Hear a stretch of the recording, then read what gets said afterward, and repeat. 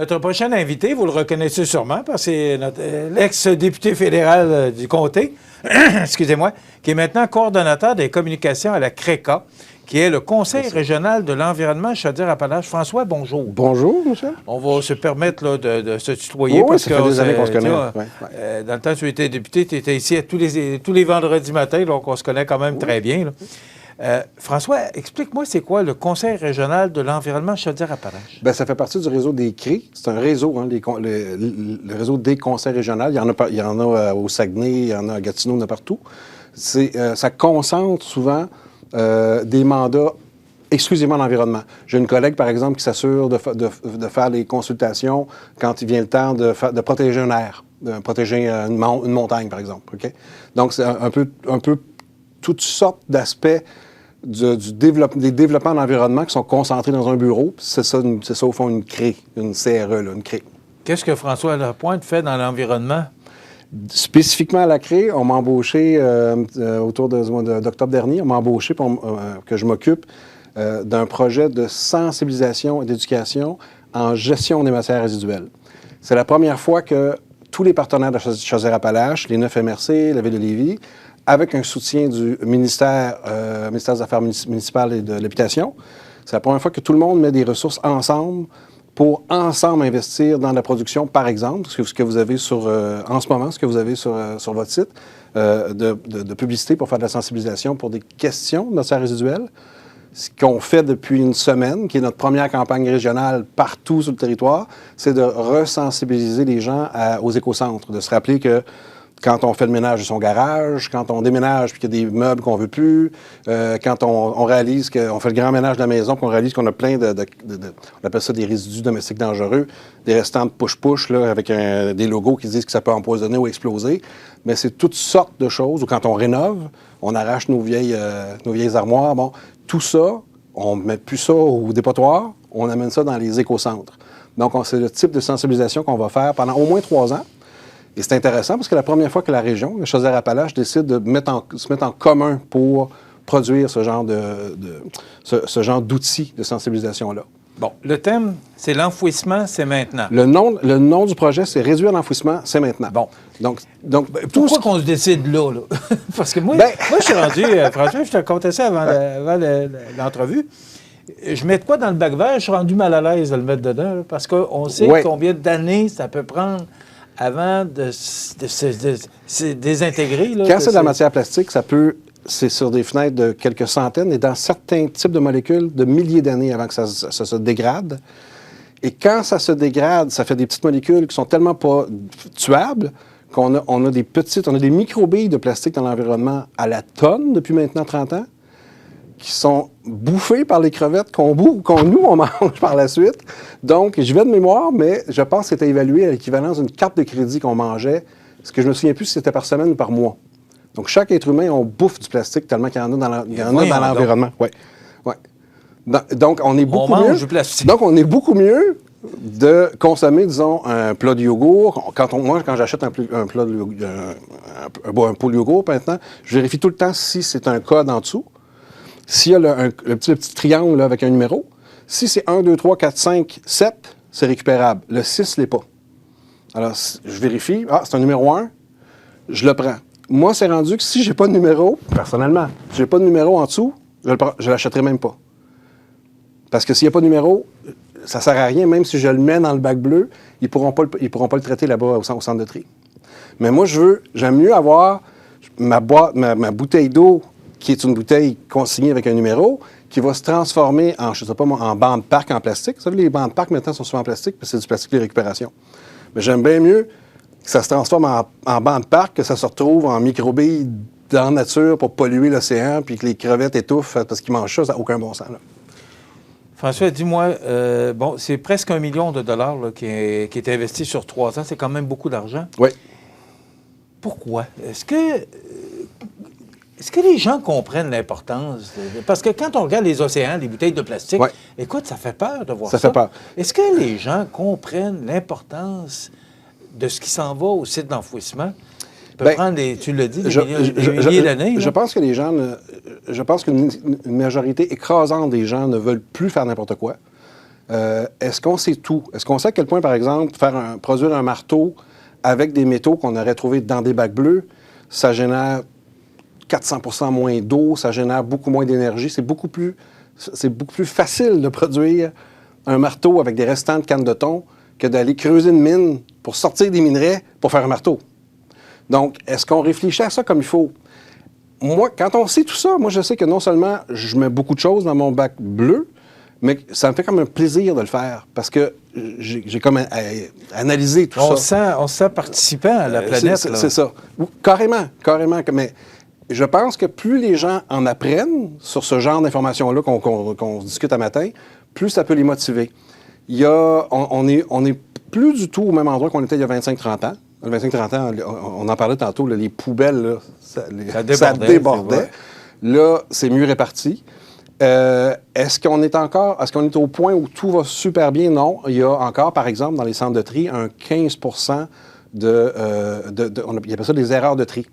Donc, quand ils déversent le camion, là, ils mettent ça sur des tapis, là, puis ils sont une douzaine de gens là, dans la première étape. Là, il faut qu'ils retirent un paquet de trucs qui n'ont pas d'affaires là. Il y a 15 15 là, ça peut être de matière qui ne devrait pas aller là, des couches usagées, des guirlandes de Noël. Des couches usagées? Oui, c'est incroyable. À chaque fois que je vais filmer à Société Via, à Lévis, qui en passant est un centre de tri très performant au Québec. C'est un des plus performants. Ça, je veux le dire parce qu'il y a des gens qui pensent que le tri, en fond, ils jettent la moitié. Non. Notre fournisseur est super bien organisé ici dans la région. Il travaille super bien. Donc, il récupère la quasi-totalité du 85 qui ne sont pas des erreurs de tri. Ils ne sont pas capables d'en récupérer 100 parce qu'il y a 15 d'affaires qui ont été mis dans un bac bleu qui n'auraient pas dû se retrouver dans un bac bleu. Des chandails, par exemple. Tout ce qui est le textile, on ne peut pas mettre ça dans un bac bleu. Mais les gens en mettent quand même. Donc là, ils font ce tri-là. Est-ce qu'on peut améliorer encore nos pratiques en sachant qu'il y a encore beaucoup d'erreurs de tri? Oui. Donc, les gens sont complètement ouverts, je pense. Il n'y a plus personne. C'est très rare que je rencontre quelqu'un qui dit « moi, là, dérangez-moi plus, je mets tout aux poubelles, je ne veux rien savoir. » Je pense que ça m'est arrivé une fois en 4 ans que quelqu'un ait cette mentalité-là. Donc, les gens sont ouverts. Là, l'idée, c'est de l'accompagner. D'ailleurs, si les gens vont sur « Réduire l'enfouissement, c'est maintenant » sur Facebook, il y a déjà 3 clips d'à peu près 1 minute qui sont diffusés. Puis déjà, il y en a un qui est informatif, qui rappelle tout ce qui peut être apporté à un écocentre, les matériaux de construction, démolition, les RDD, les matières qui sont dangereuses, etc. Et on essaie de faire ça sur un ton qui est le fun. On n'a pas du tout un ton, là... T'as pas fait la bonne chose. Coudrait que c'est les doigts, là. Non. On a vraiment un ton, là. Faisons ça ensemble. Il reste un espace pour tout le monde ensemble s'améliorer. Moi, le premier, je suis en train de finir le petit film qui va être diffusé durant l'été, que je rappelle les trucs du bac bleu, là. Puis, en le faisant, j'ai réalisé que j'étais paresseux de mettre mes sacs en plastique dans un sac, tu sais. Les centres de tri aiment ça quand on met pas tous les sacs en plastique pêle-mêle dans le bac bleu. Ils aiment ça quand on prend un petit moment, pour qu'on prend tous nos sacs en plastique, pour les mettre dans un sac en plastique, idéalement un qui est un peu transparent. Puis là, on met ce sac-là dans le bac bleu. Bien, tu sais, je faisais la capsule, puis je réalisais que il y a des fois, j'étais un peu paresseux là-dessus. Fait qu'on a tous un petit quelque chose qu'on peut améliorer. Hein. Mais on essaie de le faire dans le cadre du projet avec enthousiasme, d'être complice avec le monde, là. C'est sûr que l'ajout du bac brun, récemment, à Saint-Jean-Port-Joli, oui. là, on a ajouté le bac brun. Nous, ça fait peut-être 3 ou 4 ans, 4-5 ans. 3 ans, je pense. Ouais. Est-ce que... Là, tu regardes le vert, le bleu, le brun. Là, tu dis, bien là, ça ne va pas d'un lien de l'autre. Est-ce que ça arrive ou encore? Il y a des choses comme le styrofoam qui n'a rien à faire. Il n'y a pas de débouché pour le styrofoam. Même si on a eu une commande Amazon, puis on a un gros volume, on aimerait ça faire de quoi d'intelligent avec, on ne peut pas, il faut le mettre aux poubelles. Le centre de tri ne pourra rien faire de toute façon, même si tu aurais beau le bourrer dans ton bac bleu, là-bas, ça va faire partie, ça prend une partie du 15%. C'est épouvantable. C'est une des molécules les pires, le styrofoam, pour Mais pourquoi ces compagnies-là ne sont pas sensibilisées justement à prendre d'autres matériaux pour... C'est des choses qui s'en viennent. Le gouvernement du Québec travaille sur la responsabilité des producteurs, tranquillement, pour dire, bien là, par exemple, beaucoup de producteurs créent des emballages qui sont des composites, qui ont un peu de tout dedans. Il y a un petit bout de papier, de carton, d'aluminium. Puis ça, on ne peut pas On ne peut pas le gérer au centre de tri. Donc, il y a aussi toute une réflexion puis une façon de faire dans l'industrie qui doit tranquillement, et là, les gouvernements, pas juste le Québécois, mais le Canadien, puis le G20, tout le monde sont conscients de ça. Il faut mettre un peu de pression pour que l'industrie ajuste ses façons de faire aussi. Bon, François, le temps passe rapidement. Est-ce que c'est quoi le plan là, pour... bon, c'est sur 3 ans, là? C'est près d'1 million de dollars sur 3 ans. C'est quoi votre plan? Pendant 3 ans, la petite équipe qui est à temps plein là-dessus, on va faire 3 ou 4 campagnes régionales par année, comme là, on a commencé avec les écocentres. Au mois d'août, on va monter une campagne qui va expliquer aux gens c'est quoi les coûts réels des dépotoirs. Une petite cellule, là, qu'il faut mettre... Quand on ouvre un trou là, pour mettre des poubelles dedans, c'est pas juste on creuse pas un trou puis on fait rien, là. Il y a des membranes à faire, il y a des systèmes pour aller récupérer le liquide qui se dépose au fond, sinon les sols vont être pollués pendant je sais pas combien un temps interminable, OK? Bien, gérer tout ça, là, une cellule de dépotoir, c'est entre 800 000 et 1,4 million, dépendamment de la grosseur. Juste le faire. On n'a pas encore géré les camions qui amènent les affaires dedans, puis, tu sais, le Lexivia, après ça qu'il faut... Bon, tu sais... donc, on va sensibiliser les gens là-dessus dans une autre campagne au mois d'août. Des grosses campagnes comme ça qui vont inclure les médias numériques, une demi-page couleur dans les hebdos de la région, les postes de radio. On va en faire constamment 3-4 là, pendant 3 ans. Mais entre les campagnes régionales, on continue à faire de la production sur les médias sociaux. Par exemple, on est venu filmer ici là, pour l'épicerie en vrac, qui va faire partie d'une série pour rappeler aux gens que si on peut se permettre de consommer un peu en vrac, bien, on peut éviter de produire justement un paquet d'emballage inutile. Bon. Donc, on va travailler là-dessus sans arrêt, donc faire de la production chaque semaine. Si les gens commencent à fréquenter la page, ils vont voir, ça va être très actif, là. On a déjà 4 films de diffusés en 3 semaines. Donc, ça va être ce rythme-là. Là. Ça va être, je pense, une page intéressante à suivre. Là. OK. Et le plan d'action? Le plan d'action pour... là, il y a des films, il y a des... Il y a des films, il y a des campagnes régionales. On va aussi faire des festivals. Ça va être plus ma collègue, Louise-Hélène, qui va être présente dans des festivals avec un grand kiosque cette année. Est-ce que vous avez une façon de mesurer vos efforts que vous allez faire au cours des prochains mois? Sur 3 ans, ce qu'on va pouvoir observer, c'est si on a contribué à avoir une diminution de ce qui se rend dans les sites d'enfouissement de la région.